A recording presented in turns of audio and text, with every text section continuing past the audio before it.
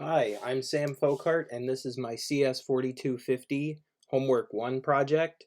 This project is an animated 3D drone, and here is it running. So the project is a wireframe drone that has 4 spinning rotors, and you are able to click and drag and point the drone around. I've attached a launcher to the bottom of the drone so that when you push the spacebar, you shoot a missile. And this helps keep track of the direction that the drone's pointing in, and it's also pretty fun to shoot the missiles. If you hold down the spacebar, it shoots them really fast.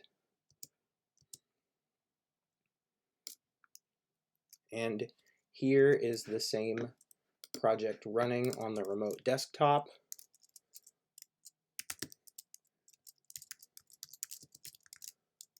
I'm going to build the project first.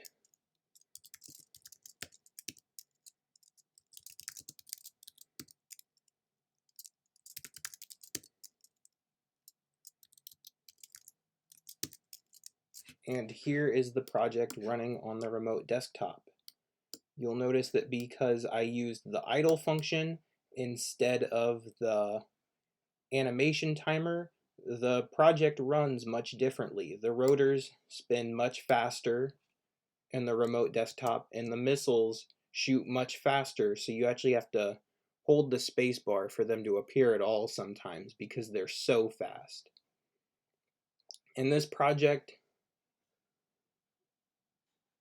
could be made differently with a perspective viewing transformation, but right now it's just using orthographic viewing, and it's funny because you can see the missiles right now.